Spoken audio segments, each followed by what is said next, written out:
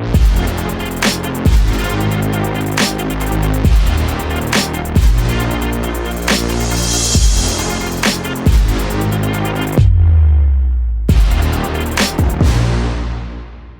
guys, welcome back to another episode of Room Schoolhouse. Today we're talking about Lemuel Haynes, who is kind of significant for several reasons, not the least of which he was a Massachusetts Minuteman, pretty cool. He also was a pastor of white churches, which is also kind of unique at that time, especially for a black man, and he's the first black man to receive a degree of higher education. Let's back up from the beginning. Elijah, walk us through this story. Absolutely. So he was born in 1753 in Hartford, Connecticut, to a Scottish mother and a black father. Unfortunately, the Scottish mother was an indentured servant, and for whatever reason, there's not a lot known about his early life, but they ended up abandoning him at 5 months old. Because there was no one to take care of him, and it was very common for orphans to then be labeled indentured servants, he was then brought into the David Rose family. And although he had the status of being the indentured servant, they treated him like their own son, and they raised him up with strong biblical values, and they highly valued education. And one of the tactics they would use to give him a good education is by having him give sermons every Sunday evening. And there was one particular Sunday evening where he was giving a sermon, and the parents and the whole family was very roused by it. They said, "That was excellent. Was that George Whitefield?" And he said, "No, that's not George Whitefield." And they said, "Well, was that Pastor Edwards?" And he's like, "No, that wasn't Pastor Edwards either." And they said, "Well, who was it?" He's like, "Well, Mom, Dad, I wrote that." And they were blown away because they realized that his ability to public speak, that his aptitude for preaching and teaching the Word of God was something that they had never seen before, and they wanted to develop that within him. And he even held peculiar spirit for learning, because he said, "I wanted to know more that night than I did in the morning." Yeah, that really speaks to bringing the education into his own hands and having kind of that self-responsibility about just being educated to the best of his ability. And what I love about him is, even at a very young age, people would have him proofread their sermons, and he would preach in the public square and everything else. So I found it to be fascinating. Of course. So after his indentured term was over at the age of 21, he actually decided to stay in Granville, Massachusetts, built his home, but then decided that for him to be of best service to God, he wasn't going to go into ministry yet. He was going to join the Continental Army. So first in 1774, it was the Massachusetts Minutemen.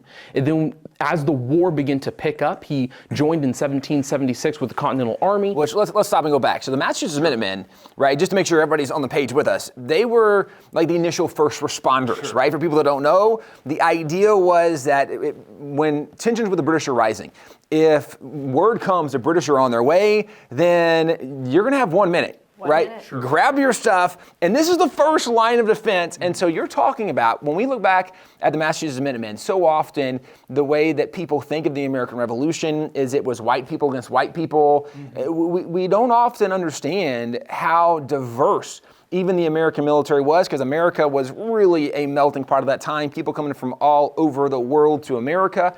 But you're talking now about a black man who was a Massachusetts Minuteman, who was a first responder, and you mentioned strong Christian. He felt like, man, this is part of how I'm going to serve God, by serving my country. So I'm Massachusetts Minuteman. Then, as you mentioned, as the Revolutionary War really unfolds, he joins the normal military and serves under someone who became a recognizable name. Absolutely. So he served under Ethan Allen with the Green Mountain Boys. And at first, the whole point of the Green Mountain Boys was just to protect personal property against government officials that thought that they could take advantage of the situation with Great Britain. Maybe we're calling for a new Green Mountain Boys coming back together, just throwing that out there right now. That could be interesting revival. I'm just thought. But then eventually, a few years later, people came forth to Ethan Allen and said, "Hey, your guys are well trained. They know how to fight. Would you mind helping us in these Revolutionary War efforts?" And so it was Lemuel Haynes who ended up joining the Green Mountain Boys and fought against the British in taking Fort Ticonderoga, which was essentially one of the first turning points in the tidal change, if you will, in our efforts against Great Britain. And really, he would have stayed in the military probably through the Revolution. He ends up getting really sick, has to leave because he's sick, and health maybe just takes him a while to recover. But while he's gone, recovering, it's almost like he remembers that, and I'm saying remember, like he probably never forgot, in fairness and honesty, but there was a renewed passion in him saying, man, I want to get back to the Word of God. So he says, I'm going to go study theology again. He gets back into studying theology. And this is actually in the middle of the Revolution. This is when he gets his ordination, which is also really significant, that when you look in American history and you see when ordinations happened, there were not many black men that received ordinations at this point in early America. So he's one of the earliest guys, earliest black men to receive ordination from one of these denominations, and that happened in 1780. Right, and it was a mainstream denomination called the Congregationalists, so that was really neat. And then it goes on, so he just loves learning, and I mean, that's his original love, just to learn more than he did that day. He would learn more at night than he would in the morning, or however the quote goes. But so he began to teach school. And so while he was doing this, he was also preaching, and he was known for preaching on George Washington's birthday, right? In honor of George Washington and his teachings. And a lot of that pulled from George Washington's farewell address, which, if you want to know more about that, we do have it available at WallBuilders. So he loved George Washington and all of his teachings, and he really just looked up to him and honored him. So he took principles from the George Washington farewell address, and that underlined a view of biblical and morality in those teachings. Mm-hmm. So he had a strong conviction of religion, and he felt like that was the founding notion of our society. So he took this a step further, and he had very strong opinions, and one of which was he was extremely outspoken against the French Revolution, which he called the French insanity, which, life in 2023, I find that funny, right? So and there's another instance where he was completely against Andrew Jackson's presidency, right?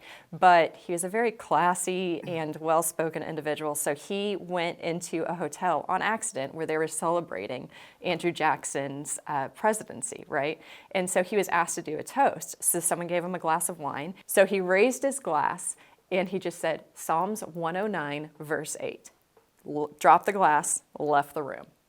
Someone finally looked it up, and it was, let his days be few, and let another take his office. Ha ha. Which also, the fact that he just knows that verse right off the top of his head, like you walk into a hotel, you don't know they're having an inaugural party for Andrew Jackson, and then all of a sudden you're put on the spot to give a toast, and you know the Bible so well. Like, I know a lot of Bible verses. I've memorized a lot of Bible verses. That's not a verse I've committed to memory. Like, this is crazy how well he knew the Bible, and certainly can go back to the fact that he thought he should increase his knowledge every single day, that he loved the Word of God, he loved preaching. There's a lot to be said with that. And as you mentioned, he was known for preaching, especially giving almost like patriotic sermons, but on George Washington's birthday, talking about the legacy of George Washington, the Christian faith of George Washington, which is also worth noting and highlighting, because today so few people really know the Christian legacy of George Washington, and we often hear the negative things or the criticisms of George Washington that more times than not are not accurate and factual. But someone that knew him was talking about how incredible a leader he was, the Christian faith of George Washington. But what I think is also worth noting is when you look at Lemuel Haynes, his career as a pastor, he was in a couple of different churches over his lifetime, but the last church he was really in, he was there for more than 30 years. Right. And it was a white congregation. There's a really fun painting that shows him from the pulpit, and it's very clear there's a black man in the pulpit, it's a white congregation, and you know, this Marxist narrative of CRT of 1619, when you get this only one perspective, that if you have darker skin, you've always been oppressed, and if you have lighter skin, you've always been the oppressor. Like this painting of him doesn't fit that narrative at all. But what is really funny, in my mind, it would not have been funny for him, is he was removed from his church, the end of his preaching career, because of his outspoken opinions about politics. Right. So it was in the middle of the War of 1812, and some people at that time referred to it as Mr. Madison's War, and Madison's policies, and so they accused James Madison, President Madison, of what had happened in the war. And because of that, there were some states in the War of 1812 that were trying to secede. There's actually also an interesting response to the secession from the federal government, from some of the founding fathers who were still around. And I say interesting because when you look maybe at the Civil War and the South wanting to secede, that's not the first time states tried to secede. And founding fathers back in the War of 1812 were very clear, this is not really a constitutional option for you when you look at the commitment you made and your state's part of the Union. Nonetheless, he spoke out against secession. He told his church, guys, I know a lot of you are upset. I know you're frustrated with Mr. Madison. Secession is not an option. He actually taught them from the Constitution. This is in the pulpit. Right. He's teaching them from the Constitution, a political issue, and his church got so upset with him. Now, he's been there for more than 30 years. His church knows him, but they got so upset that he told them that they shouldn't secede that they voted to remove him at that point. Also worth noting, he's one of the first black pastors to have printed sermons, and he delivered thousands of sermons, had dozens of them printed. In one sermon, he had printed nearly 70 times, which is a huge deal to have sermons printed at that time. Some pastors would preach for decades and never have anything printed. So for something to have that much emphasis for so long, over a 60-year period, that's crazy. And as you're pointing out, that to remain relevant, also to have something printed was a big deal back then because, as you mentioned, a lot of pastors preached, never had anything printed. It's because there was a lot involved to have a printed sermon. It wasn't like today, right? You just click the print button and it prints it off on our printing machine. Back then, somebody had to typeset this thing, and you had this old printing press you're using, and it was kind of expensive. So for him to have a sermon printed at all was a big deal. But then, as you mentioned, for 60 years, this thing is reprinted and reprinted and reprinted. This was the impact of a man that today so few people know about, but when you look at the legacy of some of these incredible American heroes, when you're talking about someone who was actually part of the Massachusetts Minutemen, who was a soldier in the Revolution, who was one of the first black men ordained by a major denomination in America, who was the first black man to receive a degree of higher education, and all these sermons printed, who was a black man preaching, the pastor of a white congregation, so many noted things of this guy's career. Yet today, we know so little about him. If you want to know more, go to WallBuilders.com, look for Lemuel Haynes. You also can look for him online, although question what some of those sources are. Make sure you get good information. But go to WallBuilders.com to find out more about Lemuel Haynes. And as always, just tune in next time for another episode of One Room Schoolhouse.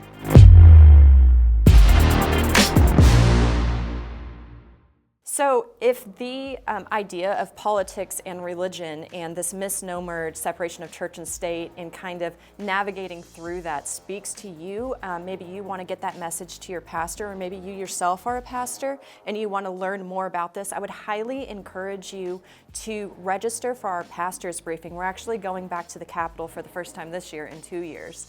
So I would definitely recommend that you go there. It's a 2-day event that takes place. It's an incredible tour that is led by the Bartons, and I would highly encourage you to go. I would also recommend that any pastor or any person who is interested in this kind of politics, religion overlap, I would encourage you to read George Washington's farewell address, and we do have that available on WallBuilders.com as well. You can sign up for Pastor's Brief at WallBuilders.com.